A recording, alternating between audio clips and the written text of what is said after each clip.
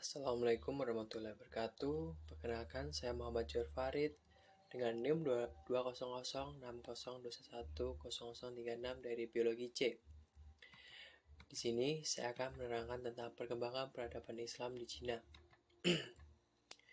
Proses masuknya Islam dan penyebarannya di Cina.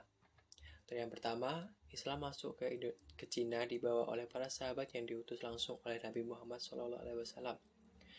Diutusnya beberapa sahabat memang merupakan salah satu misi dakwah dari Rasulullah. Pada masa itu hanya ada dua kemungkinan untuk sampai ke negeri Cina, yaitu melalui jalur darat atau melalui jalur laut. Hipotesa ini semakin diperkuat dengan adanya makam para sahabat di daerah barat bagian Cina. Teori kedua, beberapa ahli sejarah menjabarkan bahwa penyebaran Islam di Cina dilakukan melalui pernikahan.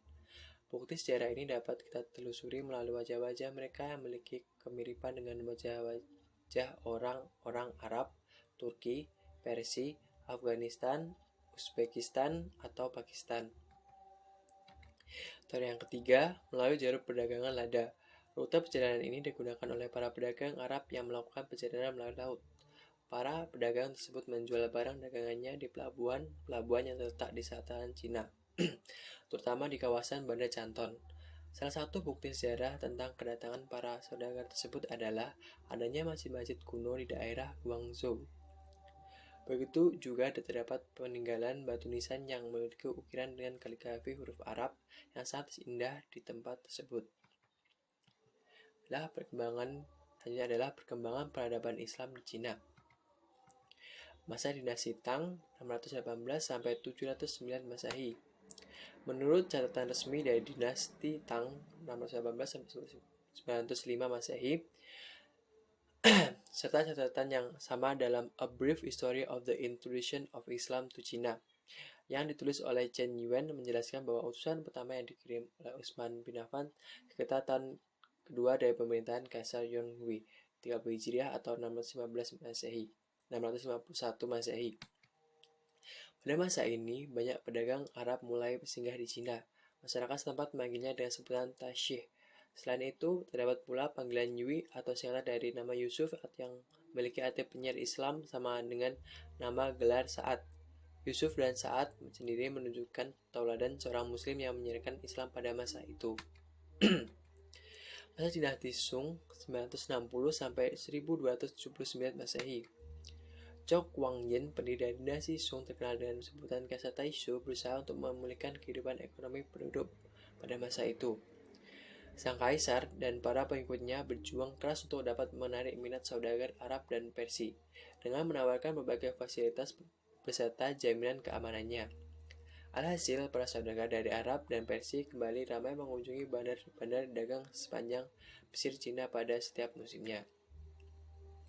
Jasa yang paling besar terhadap tata kelola perdagangan ini tidak lepas dari peran seorang pihak turunan Arab bernama Po Shou Keng.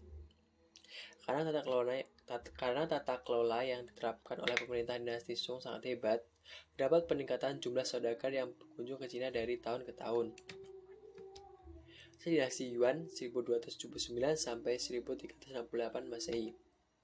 Periode terakhir pemerintahan dinasti Sung menunjukkan kestabilan pemerintah dan semakin berjalannya korupsi.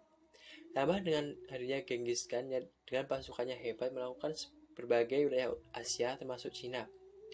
Pada tahun 1127 Masehi, dinasti Sung yang ada di sebelah utara tumbang di bawah tentara Genghis Khan. Dengan berakhirnya dinasti Sung, maka terbentuklah dinasti baru di bawah kuasa bangsa Mongol yang bernama dinasti Yuan. Meski terkenal sebagai pemerintahan yang tiran, justru pada dinasti Yuan ini, umat Islam mendapatkan tempat yang istimewa dalam struktur pemerintahan. Hal ini dikarenakan oleh politik advisory yang diterapkan oleh bangsa Mongol. Oleh karena itu, banyak posisi penting yang berhasil dipegang oleh orang Islam pada masa itu. Bahkan banyak masjid yang bangun di beberapa sudut kota pada era dinasti ini. Inilah alasan kenapa pada masa dinasti Yuan terdapat ungkapan dimanapun berada di bawah kolong langit ada orang Islam pada masa dinasti Yuan. Banyak muncul tokoh-tokoh yang intelektual dari kalangan Islam pada masa dinasti Yuan. Ditanya ada 2 orang terkenal dalam bidang persenjataan militer atau meriam, yakni Ismail Al-Sami dan Alauddin Al-Mufari. Keduanya merupakan imigran dan bukan penduduk asli pribumi Cina. Mereka merupakan orang pertama yang menggunakan bubuk mesiu atau gunpowder.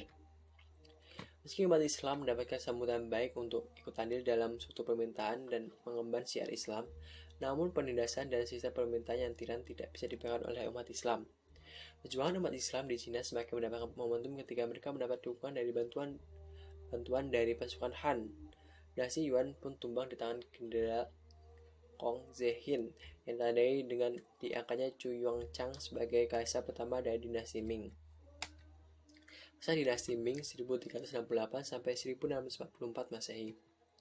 Dinasti Ming memiliki arti gilang gemilang atau terang benderang, dan penamaan disebut perlu dipertanyakan bagi masyarakat Cina non-Muslim. Namun bagi orang Muslim pertanyaan ini cukup jelas dan memiliki makna yang mendalam. Kenyataan Kaisar Chu Yuanchang terhadap Islam terlihat sangat jelas ketika keputusan pertamanya setelah berhasil menurunkan kota Nanking dengan membangun Masjid Raya.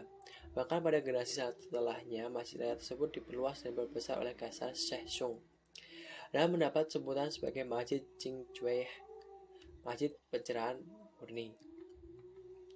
Pada masa ini terdapat satu tokoh muslim yang tidak hanya dihormati oleh masyarakat Cina, namun beberapa negara Asia yaitu Laksamana Cheng Ho. Memiliki nama asli Zheng He yang lebih terkenal dengan sebutan Meng Shanbao, salah satu nama muslim di Cina yang sering digunakan. Laksamana Cheng Ho telah mendedikasikan hidupnya di lautan yang luas. Setidaknya dia pernah memimpin 7 kali ekspedisi pelayaran dengan pelayaran pertamanya pada tahun 1405 Masehi. Pelayaran yang dilakukannya itu pernah mempererat hubungan antara Cina dengan penguasa-penguasa di Asia Tenggara, Afrika, dan Arab. Masa dinasti Manchu atau Qing 1644 sampai 1912 Masehi. Tujuan dinasti Manchu tak lain karena kemelut yang terjadi pada dinasti Ming menjelang tahun 1644 Masehi. Pada waktu itu, general dari dinasti Ming yaitu Wong Sangquet tidak mampu menghadapi kemelut yang terjadi, yang memaksa ia harus meminta bantuan pada bantuan pasukan dinasti Qing dari Manchuria untuk menumpas para pemberontak tersebut. Namun sayangnya pasukan Manchu justru ingin menguasai dinasti Ming setelah berhasil mengusir para bandit tersebut. Untuk yang kedua kalinya, Jenderal Wu Sangquet tidak berdaya dan pada akhirnya dinasti Ming runtuh di tangan pasukan Manchu. Sebagai upaya umat Islam Cina mengusir kekuasaan Kaisar Manchu, mereka mengirim utusan ke kota Peking untuk melakukan perundingan dengan pihak Manchu.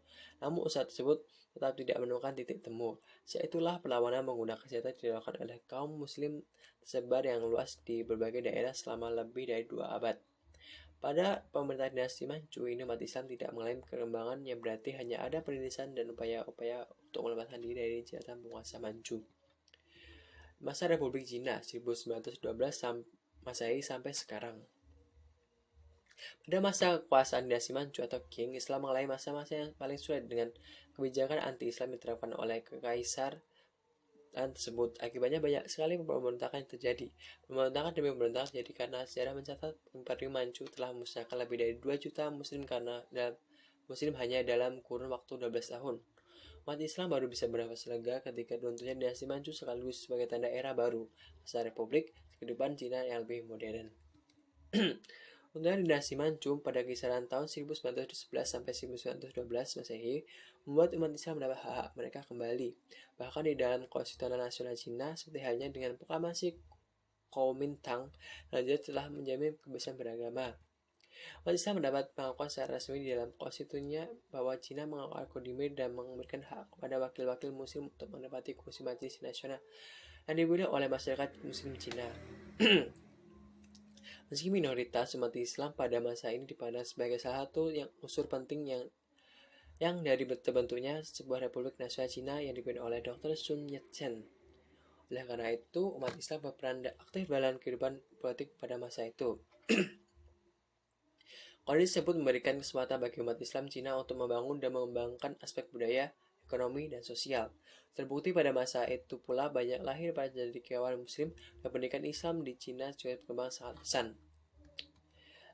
Baiklah, tadi adalah bisa materi dari perkembangan peradaban Islam di Cina. Ya, terima kasih dan wassalamualaikum warahmatullahi wabarakatuh.